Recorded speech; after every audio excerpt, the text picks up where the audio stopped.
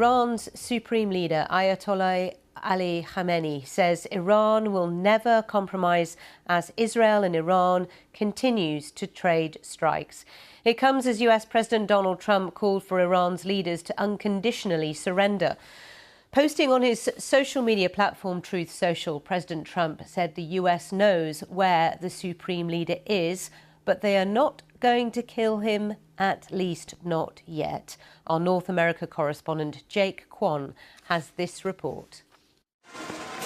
President Donald Trump is considering whether the U.S. should get directly involved in the war against Iran, a question that may define his presidency. He rushed back to Washington, leaving the G7 meeting a day early.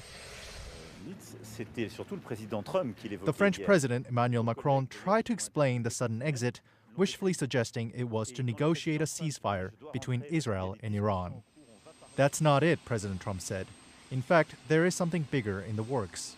We're not looking for a ceasefire. I didn't say I was looking for a ceasefire. That was Emmanuel, nice guy, but he doesn't get it right too often. But we're not looking. We're looking for better than a ceasefire. What specifically is better than a ceasefire? What are you looking for here? An end. A real end, not a ceasefire. An end.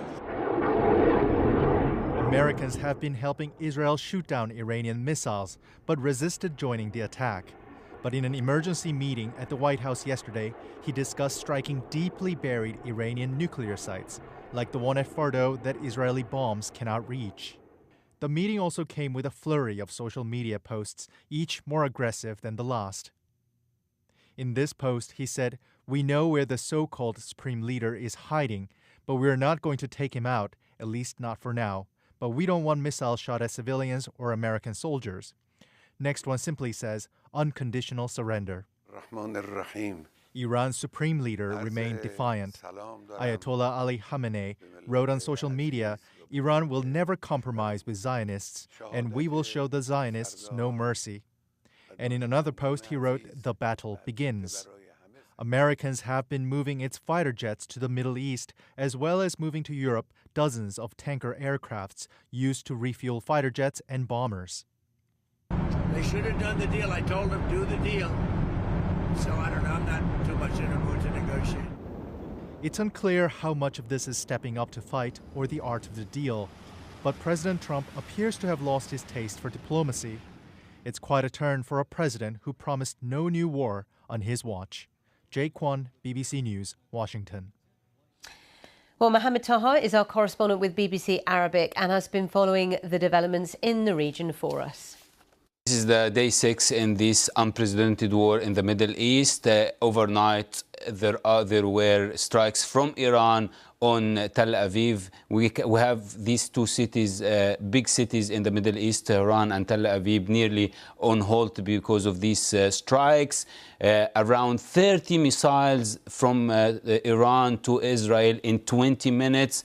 We don't know exactly what have been hit, but we heard that at least an automotive factory was hit in the area of Tel Aviv. Israel does not announce exactly what's been hit. And in terms of the latest on Tehran itself and the damage there, of course, this time yesterday we were talking about President Trump posting on social media that everyone in Tehran should evacuate. Yeah, this is shocking as well. As you mentioned, the evacuation. The Israeli army issued an evacuation order at 2:30 a.m. Tehran time to quarter number 18 is a residential area.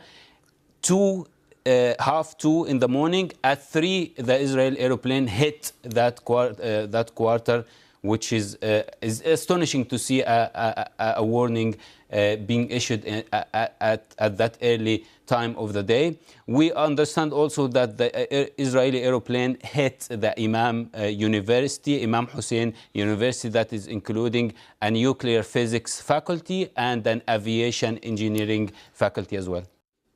Mohammed Taha there. Well, I also talked to Niamat Ibrahimi, who's from the University of Melbourne. I asked for his assessment on what the US might do next.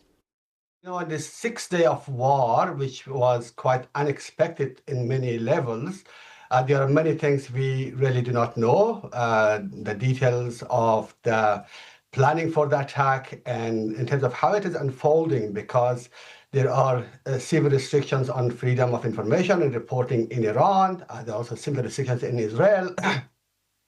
However, we do know that there are some important aspects of this war.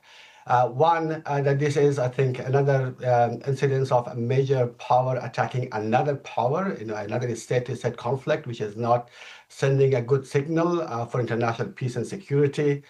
And Israelis are citing the reason is that they are preempting a future development of nuclear weapons by Iran. However, this is going against many of the reports of international agencies, including IAEA. And in fact, U.S. intelligence agencies have been reporting that Iran, even though they weren't reaching uranium to a significant level, but they were not getting any close to developing weapons of mass destruction, nuclear weapons. So now I think Iran has very limited options. There are significant disparities in terms of military capabilities and power between Iran and Israel, especially if the United States also join in the confrontation against Iran.